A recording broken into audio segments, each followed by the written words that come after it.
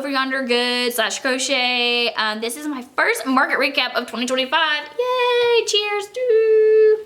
So I'm gonna get into all the nitty gritty. I'm gonna tell you every item that's sold. I'm gonna tell you the details of the market. You're gonna hear about my despair and my triumphs. So we'll get into that. I have like a couple clips that I took while I was there. I'm still feeling very self-conscious filming myself in public, especially in a mall setting. There's like people everywhere. Like, what if a teenager's mean to me? I will not recover from that. Oh, what if they look at this old lady, look at this millennial trying so hard. Anyways, it's not that. I just feel awkward filming in public, but I'm gonna try to do better. I'm gonna try to do better next time. So I'm gonna put in some clips of that here. I did want to show off my new outfit. This is what I wore to the market. It has been washed since then. It's been a couple days later. So let me show you my outfit, or a fit check, as the kids say. Okay, so this is like a, look, it's like a giant onesie.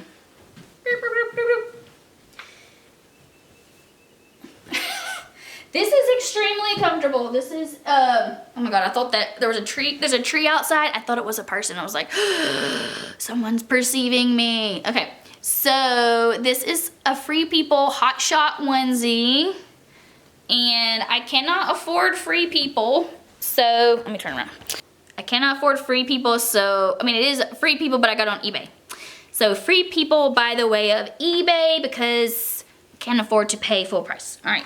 But this is very comfortable. I just want to show it off because I'm not sure I got a look of it. And I definitely, you probably just saw the top of it during the market clip. So enjoy those clips here and stick around for the details after.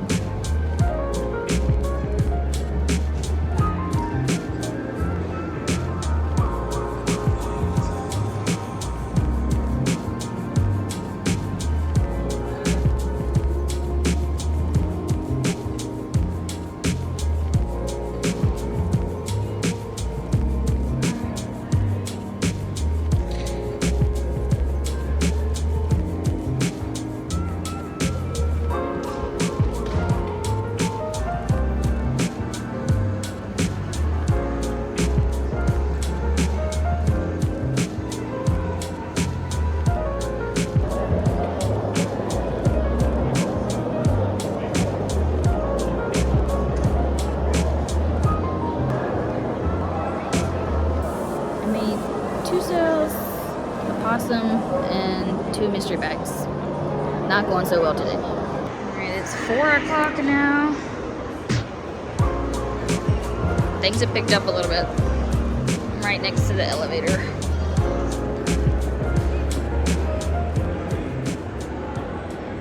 Okay, here I am to provide the recap for the market that I did on Saturday. It's been a few days, so I've had some time to reflect on it and think about, you know, what went well, what didn't. So the rundown, the basic details of this market were it was at a shopping mall in like a mid-sized city. I feel okay with telling you where it was because I don't actually live there. It was at Haynes Mall in Winston-Salem, North Carolina. I don't live in Winston-Salem. I live over an hour away, so it was a little bit of a drive, but I don't mind that. I'm kind of expecting that when I sign up for markets because there's just not a lot of options in my town where I live, so I'm okay with driving about around an hour for a market. That's okay. So it was basically, there's like a common area which was be considered the, I guess it's the middle of the mall. And we're right below the food court. So we were on the first floor, and the second floor was where the food court was located. There was an elevator, an escalator. I was literally right next to the elevator, which I think I showed you in the little clips that I filmed. So big overview is I did pretty well money-wise comparative to my markets that I did last year. So I made a little bit less than $400. So that, I know for a lot of people that's not that much, but that's pretty, that's on the high end for the markets that I have done. Would I do it again? Probably not. There's just a lot of reasons that I'll go into that. I felt like even though I made a decent amount of money, I don't necessarily feel like it was a positive experience for me. I didn't come away feeling like, oh, I'm really happy with how that went. That went really well. So the only way I would consider is maybe at Christmas time. Maybe. I don't even, probably not. So here's the reasons why. I'll go through some pros and cons. The pros are, in the end, I made a good chunk of money. I had several sales of kind of higher priced items. I don't have anything that was too high priced, and I'll go through that in a little more detail in a second of exactly what I did sell. But yes, I did make a decent amount of money compared to my experiences. I know some people are making like, $1,000, $800.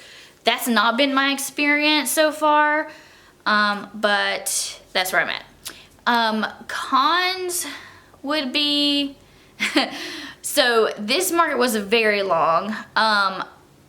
We set up began at 8 a.m. So we had to get there, the mall opened at 10.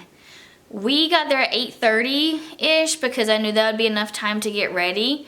And then we were not allowed to pack up until 6 p.m. So actual market running time, that's 8 hours. Actual time being there is like probably 10 hours by the time you break down. I was in the mall for 10 hours, and then I had to drive a little more than an hour to get there. I got up at like 6:15, and yes, so it was a very long day, like the longest day. I don't remember, well, there was, I didn't make a video about this because I was on my hiatus, but I did a market in October, I think it was, at a tractor festival. That was also a very long day, and I was there by myself. This time my husband we drove together. He helped me set everything up. Luckily our little cousin was having a basketball tournament, so he was able to go off, watch that for a little while, keep himself busy. He brought me some lunch and relieved me while I went to the bathroom. Then he went back. They were going to play another game, so he went back, and then once they were done, and I had like 2 hours left, he came back again, and I was able to run to the restroom again while he relieved me. So that worked out pretty well. Most of the time I was by myself, which is fine. There's nothing about my display or the traffic level, nothing about that made it hard to be alone.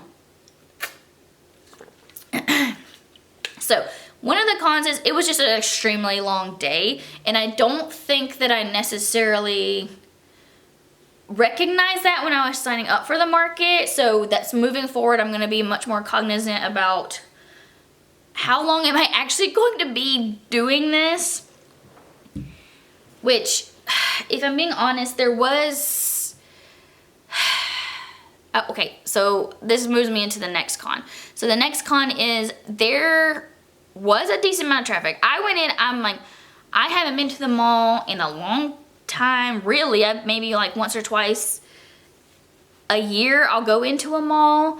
How many people are gonna be at a mall? It was also like a really sunny day. It was really windy, but it was weather-wise, it was a really nice day for March. So I'm like, how many people are actually gonna be in the mall? Well, it turns out, at least this mall, there were a decent amount of people. There were a lot of people in the mall. But between the time the mall opened at 10 and like 1 o'clock, so for the first 3 hours, there was almost no one stopping to talk to you, right? So it was very, very discouraging. Like the first 2 hours, I remember my mom texted me to ask how things were going.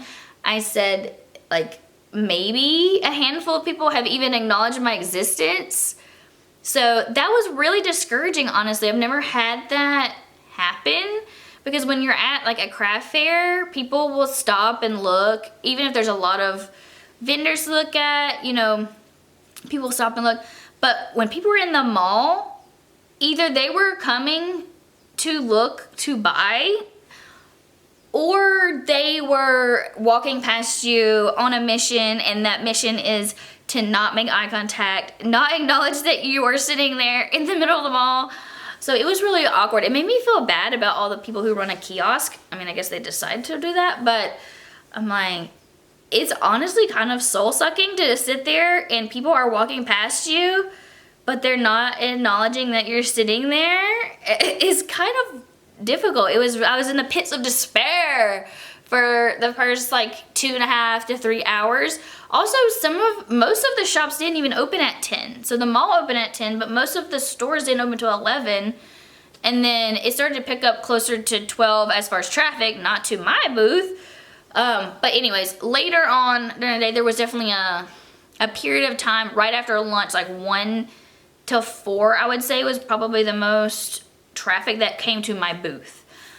So there were definitely people stopping, obviously because I made sales, people were coming by, but they were not really, there were very few people who would come by and look and then, you know, just wander off. It did happen, but most people, if they came by, you know, they were coming by because they were intrigued by what I had to offer. That's the second con, is just, they were not there. When you go to a craft fair, people are there to shop for handmade goods and things of the sort. So it was, yeah. People are not there to see you at the mall. I mean, I don't know if it would be different if it was at Christmas and people were just generally looking for gifts. I'll keep that in mind as I'm thinking about signing up for markets at Christmas, because yeah, there's a lot of offerings at Christmas. But let's move on to con number 3. Okay, so con number 3 is there seemed to be no restriction on the amount of vendors that were selling the same type of item. So one of the things that is a really big indicator of how the market's gonna go, at least in my experience, is, are there a lot of other people selling the same items? Crochet is extremely popular right now. Everyone's selling their plushies at craft fairs, at these types of markets. And so I have noticed that if I'm the only one at a market or one of a couple, things go a lot better. Now, it doesn't mean that you're always gonna have the same plushies as someone else. You could absolutely do well and have other ones present, other people selling the same thing present. At this market there were, let's see, I wanna say like 4 people selling plushies. It's not always the case that was their whole booth. Like, and it wasn't my whole booth either. I also sell accessories that I sew. And then I also have introduced a few kind of wholesale items, hair claws mainly, and little clips. Not much yet, but it just makes it harder to stand out when you have a bunch of people selling similar things. I do think I try to make my booth have a certain vibe, and so I do think my booth is inviting. If that vibe is your thing, like the pink, that's what I try to do. Now, I wouldn't say I try to make it girly, like that's not the goal, but I try to make it reflect my vibe and what I'm putting out there.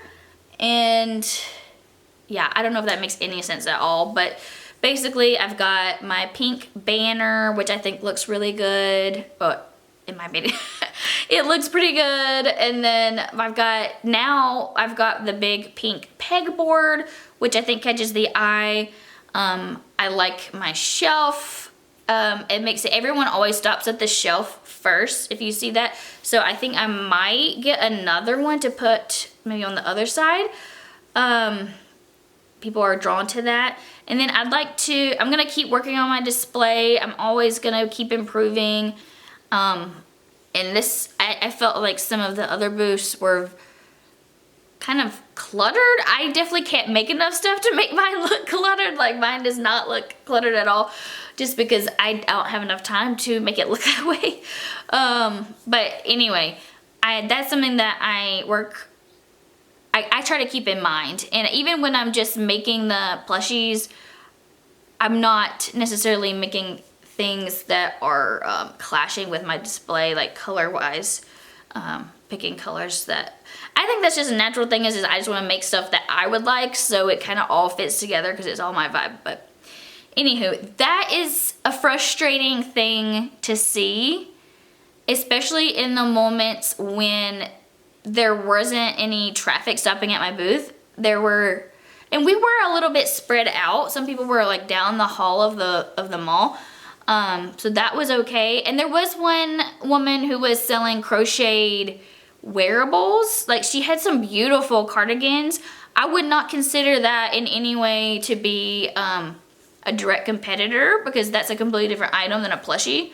So I'm not discouraged by that. But I think that people who are running the markets, they need to be more selective. And I understand sometimes you're just trying to get enough vendors to make it worth your while, but this seems to be an established company doing this. They run tons of markets around that area, so I don't know, I just expected more. So that's something that also I'm going to keep in mind moving forward, is, are they telling me, hey, there's only going to be one or two of each type of item? Because that's something that I think does deeply affect your sales. So that was another big con to see, especially as I was walking to the bathroom in the morning. I'm like, oh, there's some plushies. Oh, there's another table selling plushies. Oh, goodness. Okay, this is gonna be a long day. Okay, so we can get into more of what sold, what did well, what missed the mark. Let's see. So I can go to my Shopify app. Last year when I did all my markets, I was using Square to accept card payments, and I think that works perfectly. The reason that I'm switched to Shopify is because I launched a website. My website doesn't have as much of my crochet stuff on it. I don't think I have any crochet stuff on it at the moment. I'm trying to sell more of my sewn goods, like my pouches, my key fobs, scrunchies. That's more of what I've got going on there. Let me look at my orders. So the benefit of using the Shopify, if you have the website, and this is not paid for by them in any way, I'm just explaining why I switched from Square. But the benefit is I can more easily keep track of inventory, and it just consolidates everything into one location. So before I went to the market, I didn't put in like one-off items, but if I have items that had a lot of them, for instance, my little chickens, my little octopi, and my whales, I put in how many I had, and that way once I went to the Shopify point of sale app, I would just click crochet whale, and it would automatically add that in, and it would subtract it from my inventory. So when all the items that I'm routinely bringing, if it's a consistent for me, then I'm going to be adding those into my inventory and using that. If they weren't in my inventory, I just had to hit custom sale and add in the amount, and then I would write a note to point for myself of what sold. So that's way I can keep track of everything easier, hopefully. So before, in the past, last year, I was just bringing a pad of paper and writing down each sale and whether it was card or cash. And then with Shopify, even when they pay with cash, I can just hit accept cash, and that still keeps track of it in the same central location. So that's why I'm moving it towards that. So let's see. We can go through. So it looks like I said, I was there at 10 a.m. Well, I was there at 8 a.m., 8:30. It started at 10, but we made our first two sales 12:43 and 12:45. Kind of funny how they were close together. So my first sale, I didn't mark, did I make a note? I added a note to this order. Yeah, I added a note. Oh, possum. Okay. See, and I need to be making more possums. This is literally the first thing that sold the whole day was my possum. Why did I only make one? I don't know. I get distracted. My brain goes doo, doo, doo, doo, doo, and I get distracted. Okay, so I sold a possum for $16. Literally a minute later, two friends came by. These were adults.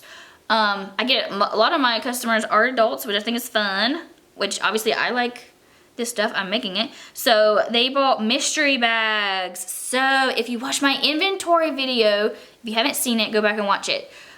Because I talked about how I had been thinking about doing mystery bags around Christmas time, but I hadn't done it yet. I just never got around to it. And then when I was going through my inventory, I had all these small items, like animals mostly, little animals that I had been holding on to for a while, varying amounts of time, and they hadn't sold yet. So I thought, well, I'm just gonna put these in mystery bags because, you know, I watch YouTube like all of y'all, and I see that people are selling their items in mystery bags, and it does pretty well. So all of these I had originally they'd all been originally priced between $10 and $15. So some people were getting a deal because I priced all of the bags at $10. It was a very low cost operation. I wish I had filmed this. I should have filmed this for an Instagram reel or something. But I just took paper, lunch bags, brown paper bags, and I wrote question marks on them with colorful markers, put the item in there, fold it over, put a sticker on the back, and then I made a little sign. I need to show y'all those signs. I don't have easy access to them right now, but I will show them. I'll try to point those out at my next market recap, which is in a couple weeks. But I put mystery bags, $10. I just wanted to price them all the same to keep it easy. And then I wrote, they all include a small animal, and they may be I listed out, basically I had 6 and I listed out the 6 that are in there, so it may be different moving forward. They won't be the same animals, but yeah, they all sold, and even before, well before the market was over, they sold, and I had to take down the sign. And the point of that is they did well. I'm going to be doing more, but I do want to upgrade the packaging of them, so I think I'm going to buy paper, the little boxes that you would put treats in for maybe a kid's birthday party. So I'm going to do those. So I sold 2. They each bought a mystery bag. Okay, and then at $1.19, I sold a hair claw shaped like a strawberry. These are some of my wholesale items. I've got peaches, strawberries, a stack of books, and watermelons. I cannot believe I did this, but I forgot the watermelons.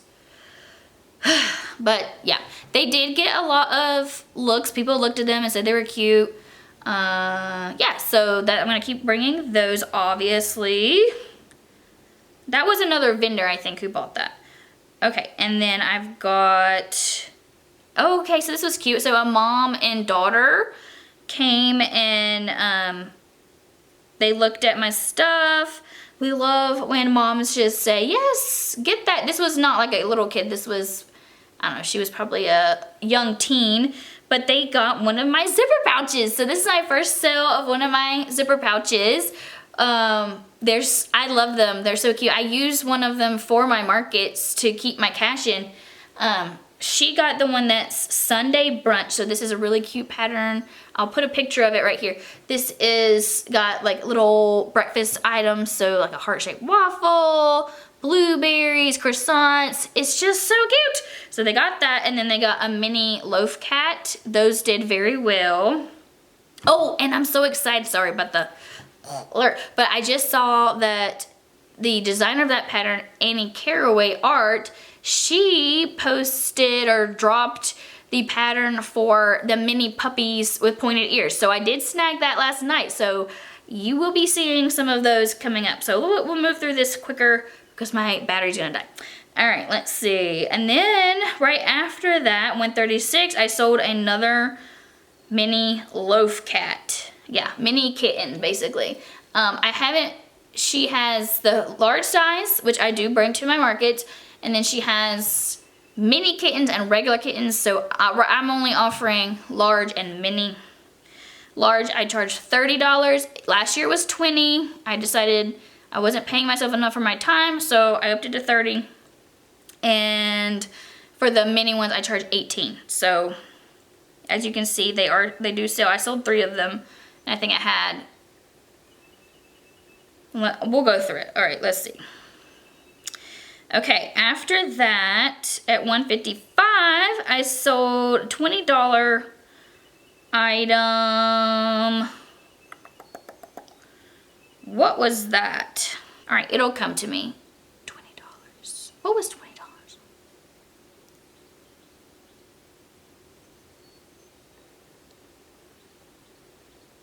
It'll come back to me. I don't know. Okay, and then I sold another mystery bag. That was also to an adult. So 3 went to adults and 3 went to kids. And then I sold a mini chicken. Those are just the mini Mabel by Oak and Marlowe. Always super popular. Then I had a transaction that was one of my scrunchies, purple satin scrunchie, and another mini chicken. Okay, and then I sold a baby octopus and $15 item. Oh, a Mabel chicken, so a full-size Mabel chicken. I charged $15 for those. Okay. Okay, so then I sold one of my large loaf cats for $30, and then a scrunchie as well, which was a knit strawberry scrunchie. So that was a $40 order. Then I had an order for just a baby octopus. I think I did cash. Yes.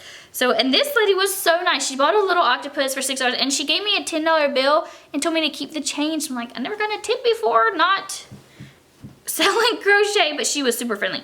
Okay, and then I sold a baby octopus and tiny whale, $12 total.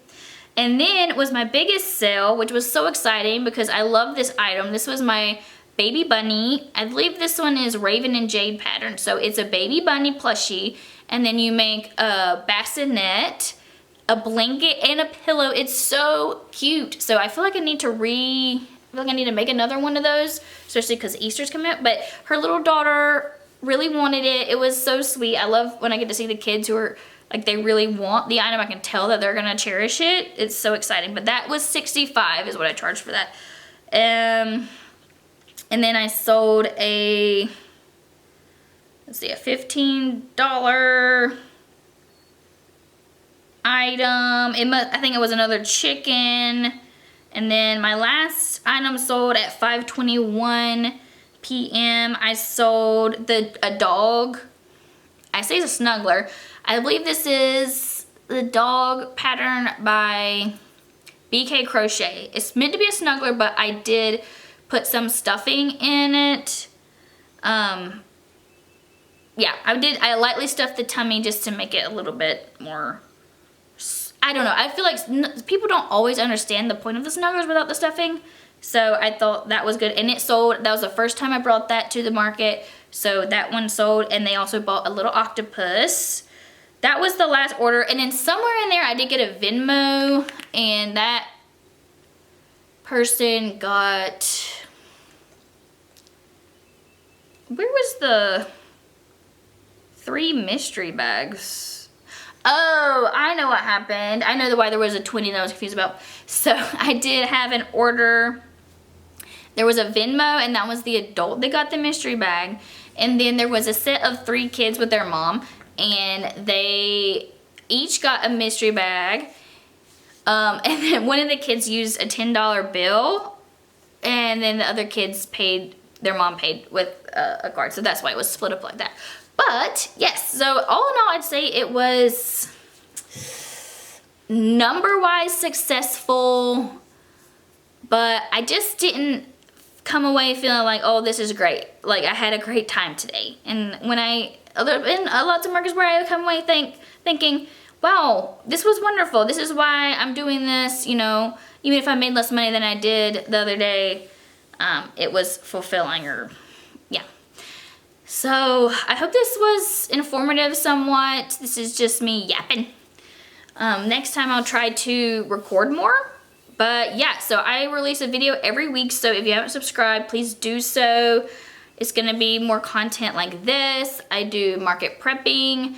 I do a lot of crochet. I also do some sewing. I'm hoping that my website will take off a little more.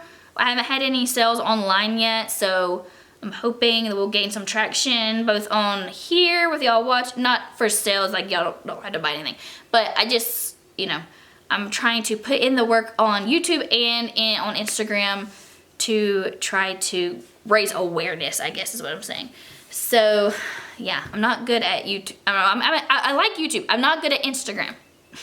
Not good at it, but we're doing our best. So subscribe if you want to see some more of my struggles, and like the video if you enjoyed it, because that helps other people get to see it too. So hope you have a great day, and my next market will be on April 12th. If you're in the Charlotte area, let me know and I will give you the details on that. But yes, I hope you have a good day, and bye, toodaloo.